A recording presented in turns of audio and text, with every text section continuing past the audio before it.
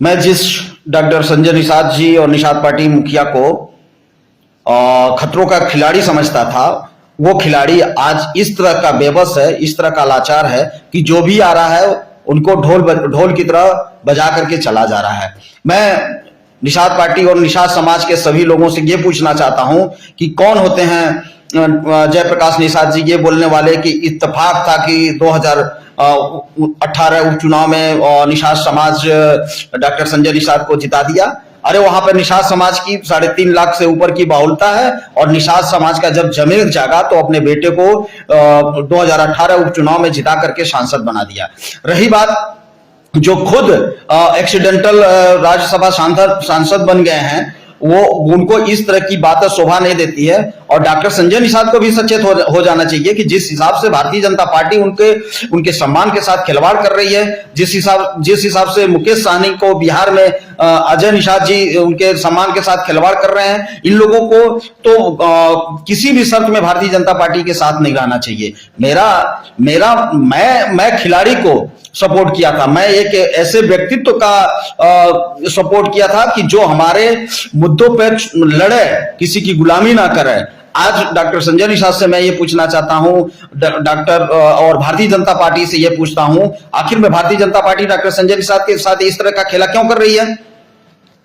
कौन होते हैं जयप्रकाश निषाद जी? क्या कोई प्रवक्ता है कि राष्ट्रीय अध्यक्ष को इस तरह की बातें बोलना है? एक सहयोगी दल के मुखिया के साथ आप भारतीय जनता पार्टी क्यों इस तरह से व्यवहार कर रही है?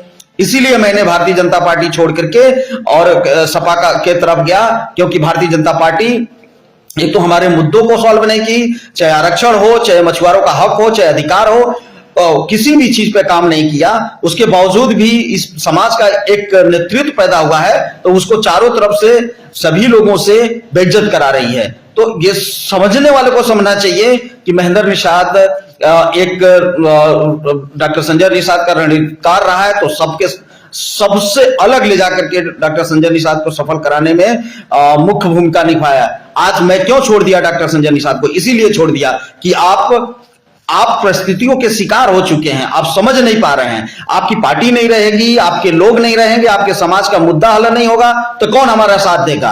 कौन हमारे साथ खड़ा होगा? ऐसे में जब सम्मान नहीं बचा है जिस जगह पे, वहां पे आपको रहने का कोई हक नहीं होता है और आपको त्याग पत्र, आपको गठबंधन जितना जल्दी हो उतना तोड़ करके स्वतंत्र लड़िए चुनाव, कोई दिक्कत नहीं है। मत आइए हमारे साथ, सपा के साथ मत जाइए। तो इसलिए मेरा आपसे समाज से सभी लोगों से अनुरोध है कि समाज का एक सम्मान अगर मिला हुआ है तो उस सम्मान को भारतीय जनता पार्टी हमारे ही लोगों से उसके ऊपर कीचड़ उछलवा रही है। इसका मैं विरोध करता हूं और हमारे समाज का जो मुख्य आरक्षण का मुद्दा है उसके साथ हम भारतीय जनता पार्टी के साथ जुड़े हुए थे, ना कि हम गुलामी किए हैं। अगर जिसको गुलामी करना है वो गुलामी करे, हमें कोई फर्क नहीं पड़ता है। हम समाज के साथ हैं और समाज के मुद्दों के साथ हैं और जो भी पार्टी भारतीय जनता पार्टी को हराएगी उसके साथ हम रहेंगे। और उसमें ओम प्रकाश राजभर हो गए, वंचित वर्ग का पूरा उनका कुनबा हो गया, उसके साथ माननीय अखिलेश यादव जी अगर भारतीय जनता पार्टी को टक्कर दे रहे हैं तो ये 14 से लेकर के 18% निषाद वंशीय समाज अखिलेश जी के साथ खड़ा रहेगा। जिनको गुलामी करना है वो गुलामी करें, जिनको बेइज्जती सहना है वो बेइज्जती सहें। हम निषाद वंशियों के खून में यही डॉक्टर संजय निषाद पढ़ाए हैं कि हमारा खून हमेशा लड़ा है तो हम लड़ेंगे। हमारा मुखिया भले ही लाचार हो जाए, मजबूर हो जाए, हमको कोई फर्क नहीं पड़ता है। जय निषाद राज, जय निषाद राज।